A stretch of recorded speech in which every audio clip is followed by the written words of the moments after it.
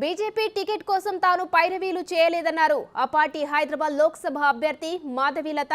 MP అసదుద్దీన్ను ఓడిస్తానంటూ ధీమాగా చెప్తున్నారు. పాత బస్తీలోని మైనార్టీలకు ఆయన ఏం చేశారో చెప్పాలని నిలదీశారు.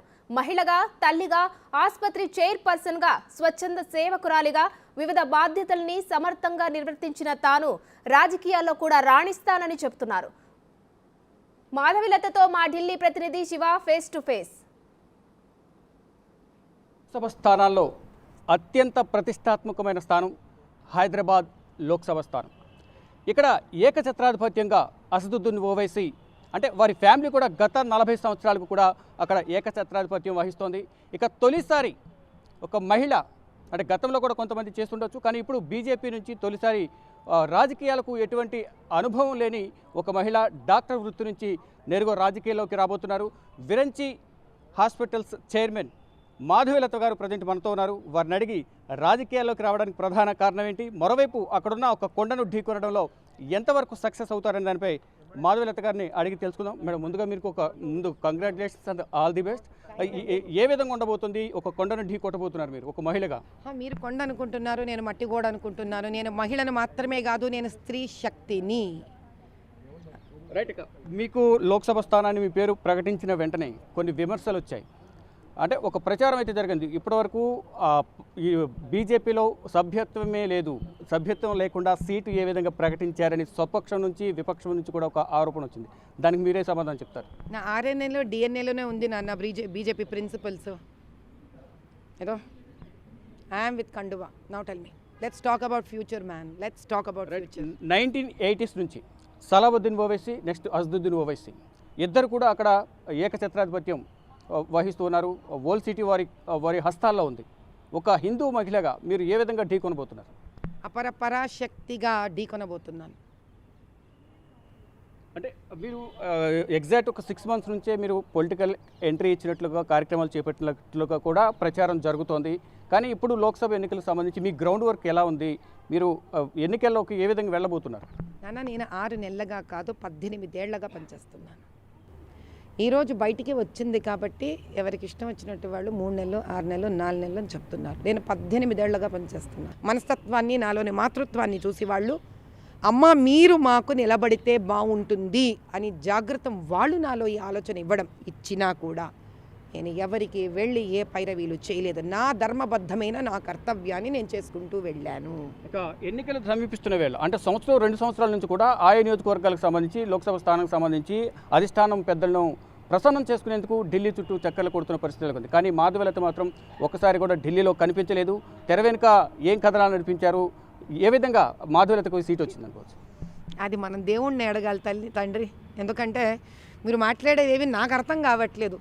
ఇది నా భాష కాదు, తెర వెనుక పనులు నాకు చేత కావు. నేనేమో సీదా సాదాగా కాన్స్టిట్యుయెన్సీలో వెళ్ళి సేవ చేసుకుంటున్నాను. పెద్దవాళ్ళు చూశారు, తెలుసుకున్నారు. అమ్మ ఏదో నీకు బాధ్యత ఇస్తున్నామన్నారు.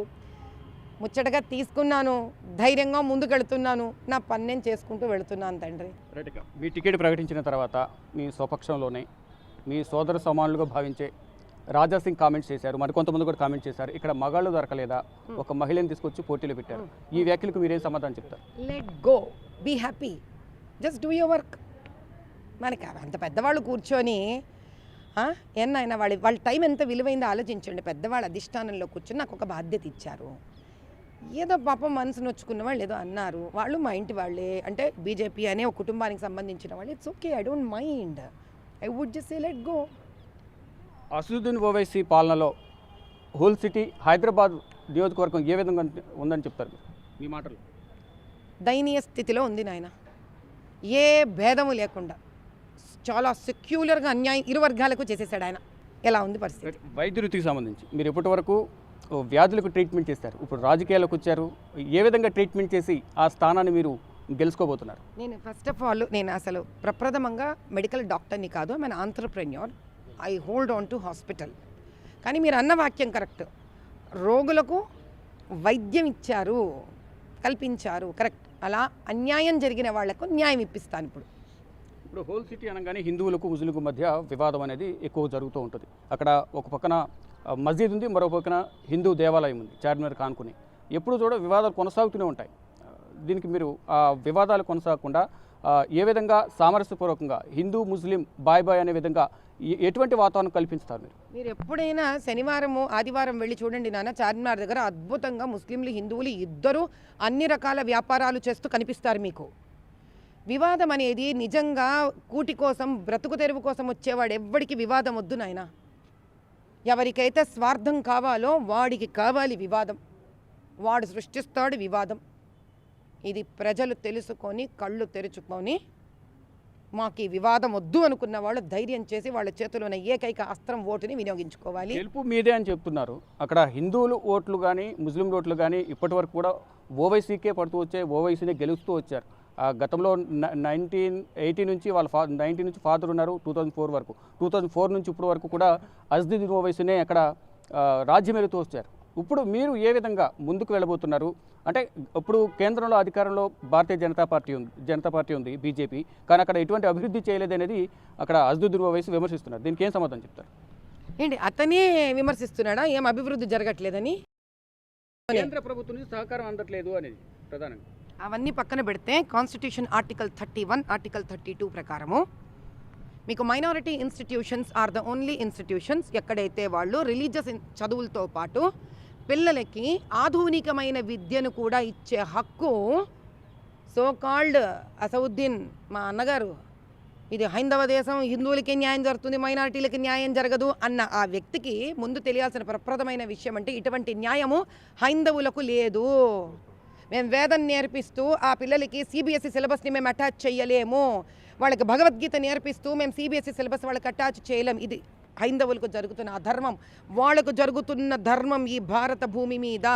వాళ్ళు మదర్సాలు పెట్టి సిబిఎస్ఈ స్కూల్స్ రన్ చేయొచ్చు, వాళ్ళు ఎందుకు రన్ చేయట్లేదు చెప్పండి మీరు? Why is every madrasa is not having good modern education? ఇది ఎవరయ్యా ఆపుతున్నది వాళ్ళని?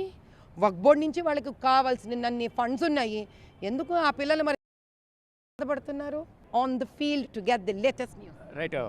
మొత్తంగా చూసుకుంటే రానున్న లోక్సభ ఎన్నికల్లో హైదరాబాద్లో అసదుద్దీన్ ఓవైసీ పైన గెలిచి ప్రధాని నరేంద్ర మోడీకి హైదరాబాద్ లోక్సభ స్థానాన్ని గిఫ్ట్గా ఇస్తానంటూ కూడా మాధవీలత చెప్తున్నారు.